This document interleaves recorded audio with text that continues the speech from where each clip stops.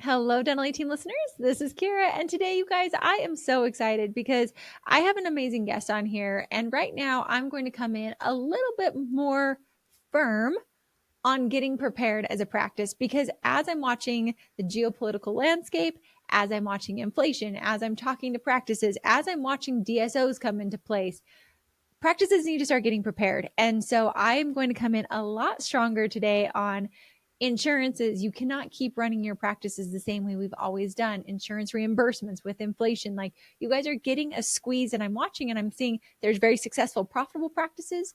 And there's also the ones that are really, really struggling. And I feel like it's kind of like an hourglass, and we're starting to squeeze out that middle, and you'll either be the profitable practice or the struggling practice. And it's going to happen. It's already in place.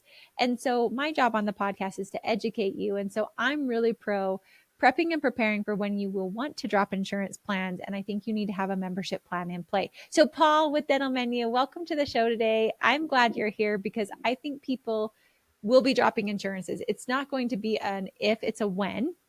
It's also helping people get higher practices, but they're doing it because they're annoyed with the reimbursement rates with inflation, but they have no plan in place for when they drop. And I'm watching a lot of offices that drop these patients with insurances, but they have no way to retain these patients. They have no way to get them back into the practice. And then they have to turn into this fee for service with heavy marketing costs that they weren't expecting to have. They didn't have anything in place before they dropped. And I think a membership plan is crucial for success of dropping insurances and being prepared. We're also in a weird election year. We're in all these different pieces. There's like people are nervous, they're worried about their benefits, they're worried about spending money.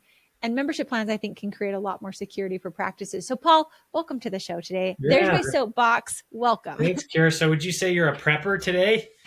I We need think I to would say I'm a prepper we for need to sure. like include some freeze-dried food storage with every purchase or something. Seriously. I just think it's like I don't know. I feel like my job as a consultant is, I mean, it's for better or for worse. I'm constantly expected to look for what's going wrong and how do I solve it. I don't Yeah, think that that goes well because I can't really shut that brain off in my marriage. And I don't think my husband loves of like, this, we need to fix this. We need to fix this. I yeah, don't think he loves that piece of me. But I think for practices, my job as a consultant is to be looking down the pipe 6 months, 12 months, 2 years from now and what's going on within the world, what's going on within dentistry, what's going on with the trends. Like, I feel like, Paul, I hate research. I've yeah, always hated research. In college, I hated research projects. And I feel like as a dang consultant, this is why I podcast, because this is how I get all my research yeah, in a more fun way. But yeah, for sure, I'm a prepper. Like, I don't yeah, think the world's going to end, but I do think dental practices, the landscape of dentistry is shifting and it's going to continue to shift. yeah, yeah, absolutely. Yeah, and membership plans are definitely a way to help with that Yeah. as you're trying to change your practice. I know we've been on this before. We quote this stat a lot, but one of the studies again we've done 250,000 patients. We did ourselves. Only 12 out of 100 patients without insurance were still active within 5 years. So Mm-hmm. you're losing your patients without dental insurance. And we see a lot of practices are like, no, we're not. And it's like, well, let's see the data because the data. I know you hate research, but the data doesn't lie. I do And love so, numbers though, Paul. So let me just throw that out there. I don't want to run a research project, but I do love the do data you love from it. numbers? I do. Yeah, I mean that same study, 64 out of 100 insurance patients were still active. So Wow. insurance, we all hate insurance for a lot of reasons, but the bottom line is they get patients to come back to a practice on a regular basis, and they've packaged the products in a way that is easy for consumers and employers to purchase. So if you're going to complain about insurance, but two things that drive me nuts is your best patients you're charging double or triple for. That's dumb. It's like, hey, you're going to Yeah. be a really good patient. I'm going to charge you triple. You're going to be a pain in the butt. I'm going to charge you half. Like no business does that. We want to take care of our best patients. For us, our best clients, I'm going to do whatever I can to keep them. My clients that maybe aren't as good, maybe I don't care as much if they decide to leave, Right. right? I mean, that's just business in general. So first thing you've got to do is create a good product of services to offer your patients if you're no longer going to be either in network or they don't have dental insurance. What are you offering? And if it's your full UCR rates for an exam cleaning x-rays, that's not market competitive. To me, Mm-hmm. UCR rates are who pays MSRP when they go to Kohl's. If you do, you're a moron, right? I mean, Even like on cars, right? Like we see that too. Like anything like in no one does. retail, if you pay retail, why? Like, why would you do that? And medical bills, right? Where it's like, okay, you have medical bills that are just absurd, and then all the insurance company beats them up, and then they only pay this much. No one's going to pay the full rate on a medical bill. I mean, are you really going to spend $75,000 for the birth of a baby? Like, you can't. You pay that We'll for a be in the wedding woods. nowadays, We Kiera, can go but to we the won't get woods. into that. I know it's ridiculous. No one is going to pay those fees. They're inflated fees feed the ego. It's like, oh yeah, I could charge this much, but who's doing that? Nobody. Yeah, Everybody does that. It's a sales tactic, right? Like normally it'd be this amount, but you're actually getting it for this amount. And insurance plans, I agree with you. If you want to look at a good marketing company, insurance companies are brilliant. Like they've yeah, figured out how to get these patients to come back to you consistently over and over and over and over and over again. And they're still paying out of pocket, which I think is ludicrous. Like here's this small little coupon, but they keep coming because they've trained them into patterns and habits of what they're supposed to be doing. It's yeah, brilliant, like truly brilliant. yeah, yeah. So instead of ragging on the insurance companies, why don't we see what they're doing well, and why don't we mimic what we can? Because dental insurance is a prepaid benefit, so why don't we offer something similar to our patients where we're collecting that revenue? And that's really what a good membership plan should be. And I've been on here before, Kiera, talking about the difference between a discount plan versus a membership continuity plan. You've got a discount plan that's a coupon or a Groupon. So let's say I'm in Utah, you guys want to come out here and go skiing. We're going to try to find the best deal possible for a lift pass or a lift ticket. Doesn't mean that we bought a season pass to that resort. It just means we're going to go there one time for as cheap as possible, which nowadays isn't cheap. But so we're going to try to find it as cheap as possible. Right. Versus a continuity plan like membership, Netflix. We're seeing car washes pop up all over in Utah. There's a Mm-hmm. reason it's $25 for one wash or $29 for their pass, because once they get you on that, you have two or three cars. It is crazy. You're like, I'm paying $100 a month for car washes, Yep. and I have to go to that specific wash, right? Mm-hmm. And so that's what you're trying to do, is don't just sell a discount plan where it's like, hey, I'm going to give you a discount on services. That's pretty short-sighted. What you want to do is get them to commit to your practice long term. You can't just buy insurance and get that kind of one-time discount and then cancel it the next day. I mean, they have the open enrollment periods and you're paying and all that. So you want a true continuity program like a gym membership. They're paying every month. They have access to care so that you can get them on the membership plan long term. That's how you're going to make money, but also it's how you're going to take care of patients. This isn't just Mm-hmm. about making money as a practice. This is about giving patients access to preventive care, which is pretty cool, and to dental care in general. Right. We heard there's that NFL player that died because he had periodontal disease. I mean, it's crazy, right? So Mm-hmm. we're not just trying to maximize profits. What we're trying to do is make sure our uninsured patients have access to dental care at regular intervals so we can keep them healthy.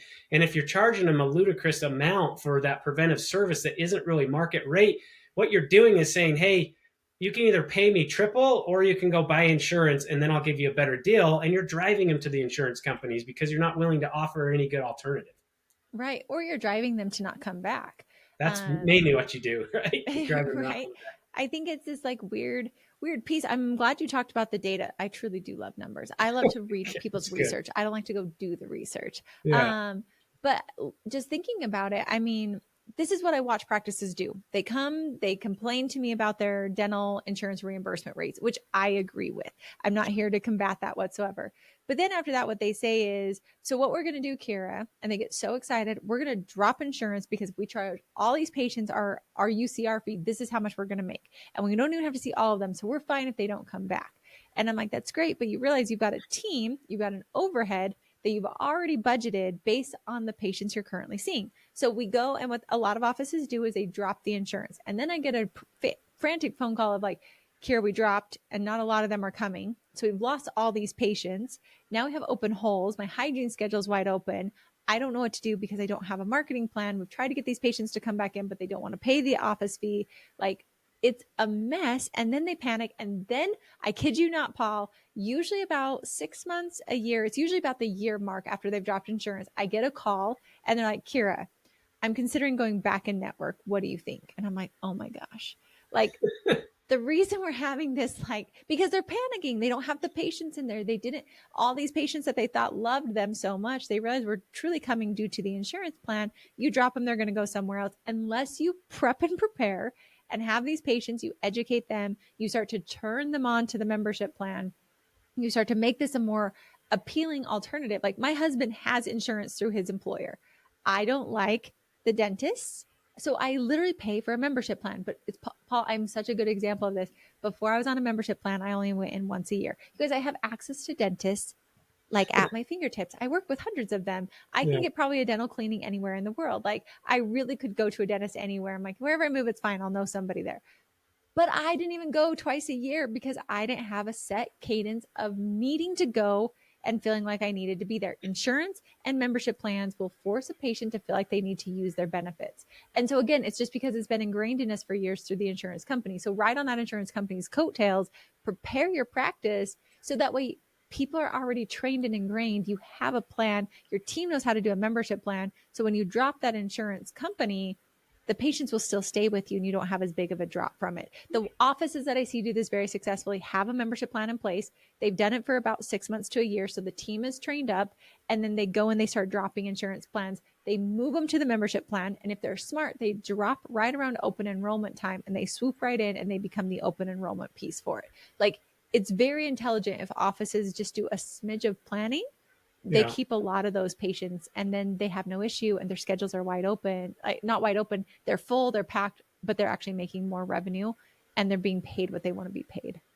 Yeah, and do it kind of gradually too, like you're saying. You got to do it over time because you're not going to keep all those patients. And so, I mean, we talk a lot about that too. There's really only two ways to make more money, right? You either need to get more per patient, or you got to increase capacity and see more, volume. Essentially, you'd have to try to grow. And so, Right.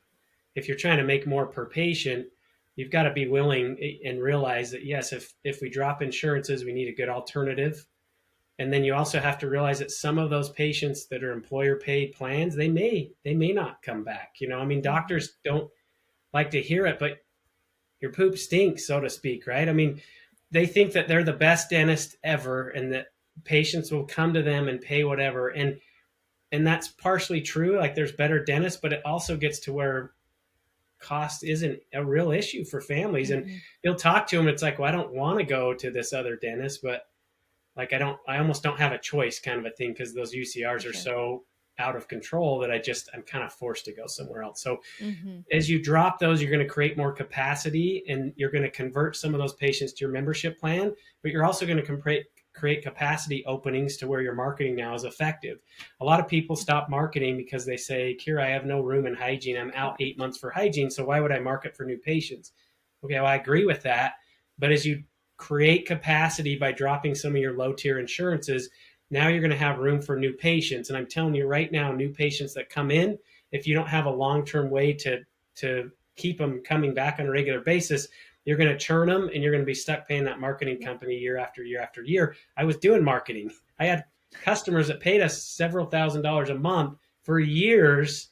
And it was crazy because it was like, how are we generating 30 to 50 new patients a month for 3 or 4 years and you still need my services? That's when Mm-hmm. we got into the data stuff of just like what's going on. Those offices all had discount style plans they were running themselves. But Yeah. all it was doing was giving them a discount to close the treatment, but it wasn't retaining them long term. And so that's Mm-hmm. really what you need to do with your membership plan. So you've got to price it correctly. You've got to get your team behind it. You've got a good standard operating procedure. And then, of course, you've got to be able to market it and get people signed up. For sure. And I think, Paul, something you guys are doing really well, which I love. I feel like Dental Menu is not just a membership program, which is why I promote you guys, which is why I recommend people work with you, is because like I have an office that I just referred to you. They want to bring Botox into the practice. And I'm like, good luck. Botox is one of those services that like is more for the team than it is. Like I have yet to see successful practices. The only office I've ever seen that was successful is one that ran their Botox on a membership plan. And so Dental Menu allows you to add in these like whitening and these additional services within the membership plan of what these patients would want to pay for, which I think is brilliant what you guys do. I also think that you guys have a lot of things just set up smart. You think about it from the data perspective, you think about it from the team perspective. You guys have used me of what do I think of as team members? How do we make this easier? I remember there's one day you and I chatted about it, and I was like, I wouldn't recommend doing it that way because as a team member, that's what I'm trying to get away from. And I love that we've collaborated quite a bit on your guys' product, but I'm super excited. I want you to actually share screen and show, because pricing the membership plan, I think, is always something people get scared of. And so I'm fine. If you guys want to use Paul and Dental Menu, rock on, do it. If you want to do a membership plan on your own, rock on, do it. What I think Paul and I are coming to you today to say is you've got to get prepared. You've got to get your team in place. And my thing is, so that way, when you want to drop that insurance plan because you're so angry with it, you have things in place to where you don't crash and burn and don't have the patients on the other side of it, but you're actually prepared for it. So, Yeah. Paul, I actually think what you guys are building right now is super cool. So if you want to share screen, I think you can. Those of you who are just listening, we'll explain it. Don't worry. But those of you who can see it, I think Paul has a really awesome way that they're actually building this so you can see how to actually set your membership plan correctly to retain these patients and keep them as long-term patients. And also, I just want to really plug, when you have a membership plan, I want you guys to think of these patients as like insurance patients, not in the way that they're paying you, but like how long insurance retains patients for. So it's the retention piece is what a membership plan is. It should be just having basically your own office insurance plan. I know we're not technically allowed to say that, but if you think of it in that mindset, this is you're wanting them to stay with you for the next 20 years. They just pay the membership fee as opposed to paying dental insurances. Yeah. Yeah. And we see like a lot of offices we work with, they say, well, hey, we've got a membership plan, but we kind of hide it behind the front desk and we only use it if we have to. And I Yeah. usually say, well, you've priced it incorrectly then. If you don't want hundreds of people on your plan, it's not designed well. It's what it is it's a discount plan. And it's kind of like, well, if you guys come to me and I do a demo with you, I'm going to see if I think I'm going to sell you. And if I do, then I'm going to charge you my full rate. But if I don't think I'm going to sell you, then I'm going to start discounting. We've all tried to buy a car or something where it's like, just like, do I have to act like I'm not interested so I'll get a better deal? And that's Right. kind of what happens with those membership plans. And so you can see my screen here. We've got a pricing tool for anybody that's listening to your podcast, Kiera. If they want to reach out to you or reach out to me, we would share this pricing tool at no charge. So even if you guys want to do it yourself or you want to look at doing it yourself, you want to just analyze prices within your own ecosystem without even talking to us, I'll send you this link. You guys can knock yourself out and play around with it. Happy to share. We're real open with our education. So what we like to do is look at your UCR fees of included benefits, exams, x-rays, cleaning, and so on. If you're going to do any, panoramic things or fluoride or things like that, we can look at those too. When you're looking at your plan, like Kiera said, we're not allowed to call this insurance, but it is kind of funny because if you were going to go and network with an insurance company, what would you want to see? Like you're going to want to see a fee schedule, right? Before you sign the contract? What, like, seriously, well, what are you going to actually pay me? Because I'm not saying yes until I know. Well, it's funny because on membership plans, you're willing to go and network with yourself and you don't even know. You're just like, I don't know, $300 a year sounds good to me. Yeah. That's what somebody told me, or that's what the office down the street. And there's so many variables. So if you look at the screen here, it's good to look at your cleaning, your exam, your x-rays. What do you want to actually be paid when you do those services? So you'll notice on this slider down here, the recommended monthly price, if you want to be paid, here's kind of your estimated insurance payouts at 40% write-off with your UCRs. And we can get your actual numbers and plug them in here. But if you look at getting paid these amounts here for services, you'd need to charge $32 a month. That would give you 67 or 65 for the x-rays, 49 for exams, 110 for the cleaning. You'd need to charge $32 a month or $384 a year. If you say, well, hey, that's not enough, I'd want to be paid more. I want to be paid my full UCRs, 150 for a cleaning, 70 for exams, and 95 for x-rays. Your monthly price is $45 a month. And so I may ask you, okay, that may be great for you, but is that marketable for patients in your area? Because if you're charging your full UCRs, why would I sign up for a membership if I'm not getting any savings? So you've got to kind of balance that out. If you're willing to accept insurances at these rates and you're writing 40% off, well, you might want to give them a better deal on the preventive services that keep them coming back on a regular basis. But again, you're only going to set a 15 or 20% discount off your UCRs on treatment. That's where you're going to make your money, is your crowns, root canals, fillings, implants, and so on. But you've got to have a tool to keep them coming back on a regular basis. So it's not exact science, but you want to have that happy medium of making creating a better deal for patients while still making profitability. Now, if you're paying your hygienist on collections, or your associate doctors on collections, or things like that, maybe you want to look at bumping this up so that they're making more. Your hygienist is making more on a cleaning than she is with an insurance plan. That's going to get her to present it, right? And so setting this up right, so your providers as well, they're being compensated. And we won't talk about that really today, but that's one of the things Dental Menu does. It just allows you to match up your collections and production in real time when services are used, so you're not adjusting services to zero, so that you're not ticking off your providers, because they won't promote the plan if they're getting a zero recorded on the ledger on collections when they do services, because then they're not making any money. That's a big problem we see as well. At Right. any rate, you can include breakage as well. So insurance companies, how do they make money, Kiera? Do they make money by paying claims out that equal their premiums? Definitely not.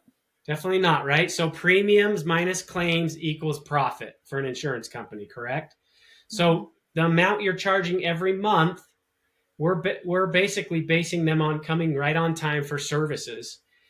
Those that are listening, do your patients ever call you and move their exam, cleaning, x-rays appointment? Never. They're Or perfect. do They're they ever stuck no there like show? glue. Right. And so when they move those appointments, this is a gym membership. They have access to a cleaning every 6 months. If they call you and they say, hey, Kiera, I'm going on vacation, or I'm sick, or maybe they make up an excuse, but in reality, I just don't feel like coming in today, so I need to move my cleaning appointment. And then the offices we work with get all bent out of shape. My whole schedule's falling apart. It's falling apart. And you didn't give me your, 60-day notice, whatever really it is. So when they move their appointment, which a lot of times they will, you're just going to move that appointment. But guess what? They're still paying. They're paying your monthly membership, gym membership fee. They don't get 2 cleanings a year. They get access to it for $32 a month. So when you kick them out and you see them at month 7, you just captured 7 monthly payments for that cleaning instead of 6. You see the patient at month 7. You're not going to pre-appoint them 5 months out because they came in late. You're going to pre-appoint them back out 6 more months. If you talk to patients, if they come in at month 8, they don't want to see you again in 4 months for a cleaning. They've got time, their time's valuable. So you capture some of that breakage like an insurance company would by running it as a true continuity program. So this little button here, you can either capture all that breakage yourself, or if you want to pass some of that on to patients, you can, and that'll lower the monthly price. That's what insurance companies do, right? They pass breakage on to employers because they know it's going to be so high. They pass some of it on to employers because it lowers the premium, which gets more employers to pay for it for employees.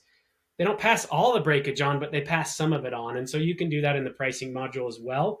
But this is a good way to look at your plans, is how much do you want to make for an exam, cleaning, x-rays, and then do the math so that you're charging appropriately monthly and annually, so that you're happy, and realize what you're making with insurance versus what you're making on your membership plan. So you can go through that. If you're seeing kids and you're only scheduling them 30 minutes in the chair, and you can see twice as many in hygiene, how much do you really need to charge for a child cleaning? Make it cheaper for families to come in and do that. If you're doing perio type stuff, what do you need to make for your perio maintenance? So go through all that process. We've got a cool rewards program as well. I know we've talked about that on here before too, Kiera. When a patient gets a cleaning on the plan, they earn $25 towards treatment that may be needed in the future, as long as their plan stays active.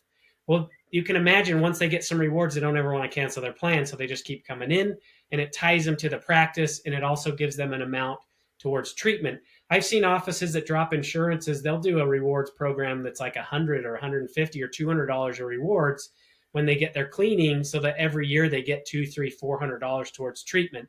Now, obviously, those plans have to cost more than $25 a month. They've got to cost $50, $60, $70 a month, but they're really rich in benefits, right? They get, and your membership plan doesn't dictate what types of materials go in the mouth either. You can actually sell them the better materials that last longer, that look better, and they're going to be able to pay for those. So we would go through all this process with you. Again, I'm happy to send this you'll set that discount that you want on restorative work. You're We're seeing 40 to 45% now, Kiera, is what the write-offs are on restorative work. And so again, if you're writing off 15 or 20%, that's a better deal for patients, but you're Mhm. still making quite a bit more than you are on insurance. So this varies depending on whether offices are trying to grow, whether they're at capacity, whether they're dropping insurances, right? We're going to go through kind of this with our offices, but figure out the way to build a program so that you're profitable, but you're offering a good product to patients so that they're going to convert. And then your marketing is going to be more effective and you're going to end up making more per patient as you fill in those gaps. Yeah.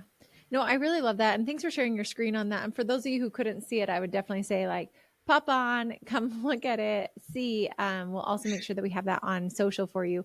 But I think like the coolest thing about this is it just shows how to get those, like what your UCR is, which like we know most likely you're not charging what Yeah. we're paying for insurance is. So when we drop it, even if you're making 10 or 20 bucks more per procedure, that's Yeah. already a great piece. And that way you can have it there. And you Right. can also check to make sure, like the hygienist, I know that that's a big thing with membership plans. They don't want a $0 cleaning. So this shows how much each procedure is going to be. And I know Dental Menu does a really good job of tracking the money, making sure that we're able to like pay it because I know like it's a, like an annoying thing for offices of how do we actually pay this out.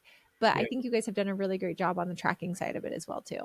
And think of this, Kira, like if you're a solo practitioner, you're making your money on treatment. What if you were to go like this for the exam and not get paid for it? Because do you really need to? You own the practice, you're seeing the patients, you're getting treatment. And then you're to go like this for the hygienist. We've even seen people go above UCRs. So Mm-hmm. hygienists, look, if you have a fee for service patient, if you get them on the membership plan, you'll actually make more off that patient than you would if they stay fee for service. Talk about getting your back office, behind the plan. I mean, it's kind of interesting. So there's fun ways to, and the plan is building the raise in for the hygienist. We hear a lot about, how do we get more hygienists?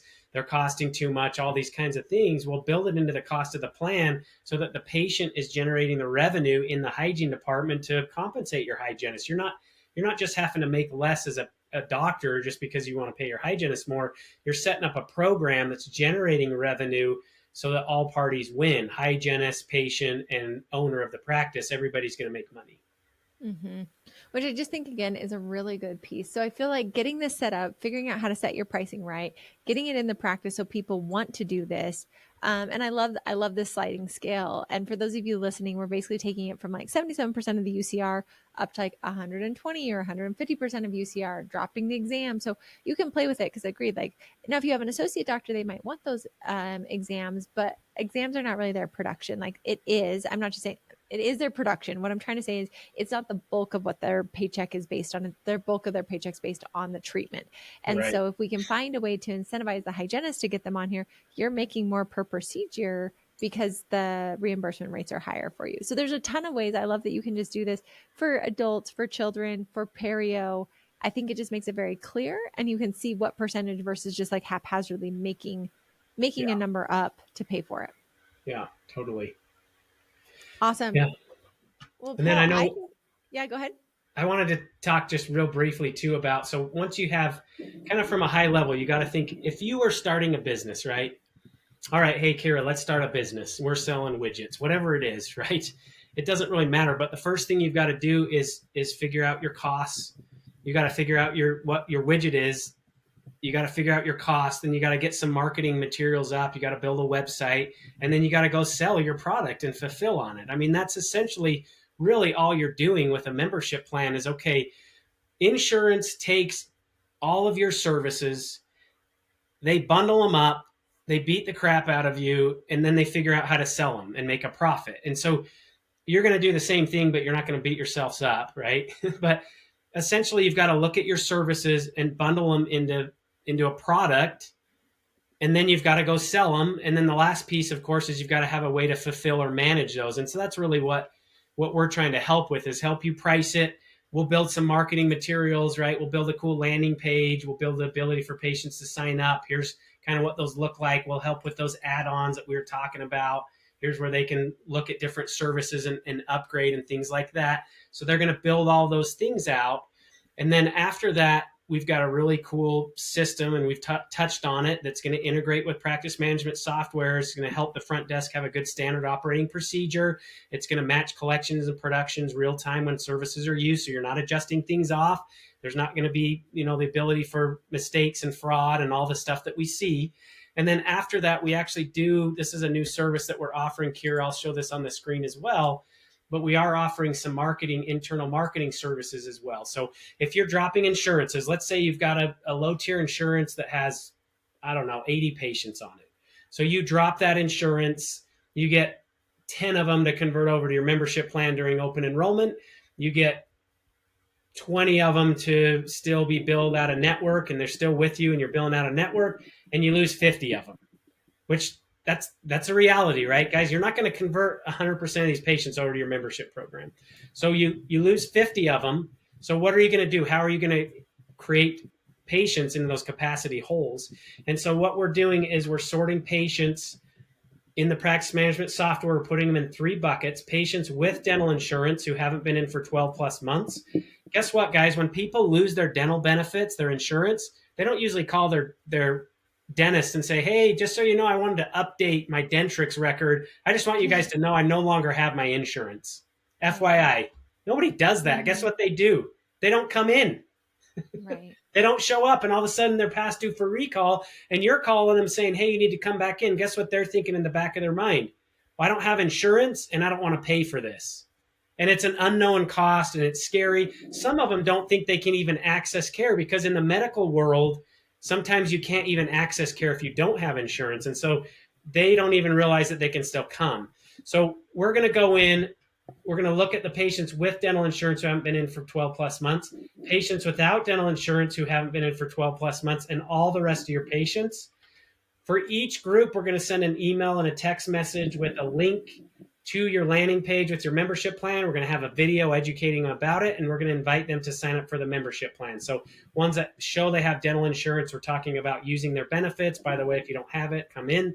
Ones without dental insurance, we're talking to them a little bit differently. And then all the rest of the patients, we're just doing kind of an announcement. Hey, look, we've got this great new plan. And then ones that don't have insurance, Kiera, we'll talk to the front office. We'll find their scheduling preferences. We've got to see what the blocks are, where we can schedule. And then we'll actually mask the phone number. We'll call on behalf of the office. And then we're going to actually sell the membership plan and schedule them in the practice management software. So your front desk shows up, they're going to have a signed, sealed, delivered patient that has signed up for the membership plan and schedule an appointment. Depending on how big these lists are, we're getting anywhere from 10 to 30 patients signed up for the membership plans in a 60-day period.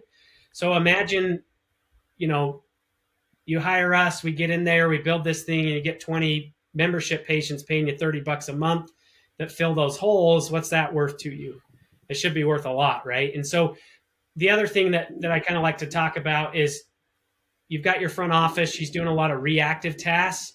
And so if you think she's going to be proactive making these calls, you probably should think again, because she doesn't want to do them, and she might do 1 or 2 here or there, but it's going to take you years to get through that list. If you have us do it, we're really cheap. We offer a discount for Dental A-Team members. If you sign up for Dental Menu, we're actually doing this entire campaign for a one-time fee of $4.95. It's a loss leader, but we want to get patients on the plan. And obviously, if we get patients on the plan, you stay on our platform long term. I've got ulterior motives, if you want to look at it that way. But we don't have any contracts either. So even if we got these patients for you, and if for some reason you don't think our software is worthwhile, no worry. But I guess my point is, this is really inexpensive. If you get 20 new patients or 20 existing patients reactivated for $500, it's the best ROI you're ever going to get on any kind of marketing. Now, once you have that, you're going to have to turn to your external marketing. And Kiera's got some people I'm sure she could refer. We could as well. We don't do that, but you've got to, when you're doing external marketing, you've got to think about it from a patient lens. Pain is the biggest motivator. Pain is amazing to motivate patients, whether they have insurance or not. If you don't have insurance and you've got the need for a root canal, it doesn't matter what it costs, right? You're going to go in and get that taken care of. But if you're not in pain and you've got to get that person off the couch and into the dental practice, you've got to have some sort of offers. And if the offer is, hey, come in, we'll do an exam, cleaning, x-rays, and we'll give you a surprise bill somewhere between $300 and $1,000 when you're done, that's not going to get new patients in the door. You've got to have a good way to have them access care. And so I'm being kind of long winded, but the marketing's really awesome to get patients. Like you've said, you've got to have a plan. So if you want to get off the insurances, you've got to create a good product. You've got to get some marketing stuff set up. You've got to get a good standard operating procedure and a fulfillment mechanism for your team so they're not hating life.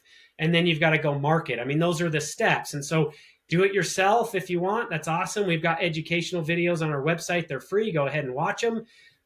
Do a call with me. I'm happy to tell you tons of stuff that we know and walk through things. I'll give you some free information and then go for it and execute it. And if you want help with those steps, obviously we're happy to help you. That's why we have a company. We feel like there's things we can do to really help you, but put a plan in place and execute on the plan like any other business owner would do with a business. Yeah. No, and Paul, I love that you guys talked about the setting the pricing and then also the marketing. I mean, just the fact of getting that many patients back into your practice alone can really help. And I love that you guys have it tiered. Like for those of you just listening, it's like there's an email and text message for people with dental insurance, without dental insurance, and patients who have had an appointment in the last 12 months. So really a lot of opportunities. And I think that that is just the benefit of a company versus a DIY, is that you have more tools and resources because you guys are working with hundreds of practices. So, Paul, I love what you guys are doing. I think there's so many cool advancements. But like we said, it's the prepping time of getting these things in place right now. So that way, when you want to drop insurances or when the landscape's changing or when patients are leery, all those pieces are going to come into play for you. So I would just really encourage you, like, reach out. I love Dental Menu. I think they're one of the best membership programs out there. I think they make it very easy, and I think that they're very smart business wise and team wise and patient wise. So Paul, how can people connect with you? I know you said go to the website, but how can they get connected with you directly? Yeah, so you can. One thing too, I want to point out, Kiera, sometimes this is a challenge. So everything we do is white labeled. Patients are still Awesome. paying your practice directly. They're not signing up for a dental menu plan. And so Cool. all we're doing is taking your DIY plan and giving you some amazing tools to sell more patients and to manage it better. It's you're still controlling the whole revenue stream. If you fired us, you're still controlling that revenue stream, which is not the case with a lot of membership platforms out there. So just I want to make that clear that it's still your plan, right? You use tools Right. all the time. So if you want to dig a swimming pool with a shovel, you can. If you want to dig a swimming pool with a backhoe, you can. It's still your swimming pool, right? And you can Mm-hmm. decide how you want to structure it. So if you want to get in touch with me, you can go to the website. You can just email me directly, paul@dentalmenu.com. That's DENTALMENU.com. That's probably the best way to get a hold of me. I mean, you can look us up on LinkedIn or Facebook or those kinds of things. But shoot me an email. We're happy to work with you. You can go to the website for those educational modules. We've got an assessment tool you can look at. You can schedule a demo there. If you put on there again that you came from Dental A Team, then you're going to get that discount on the marketing as well. So those are probably the best ways. And I'm happy to chat with anybody that wants to reach out. For sure. I truly think, Paul, you guys do such a great job of educating, and I appreciate you. So, like I said, everyone, I really would love you to, like I said, I'm coming in a little stronger of get prepared now. So that way you have opportunities and options and you aren't like those practices who just drop and then try and rebuild.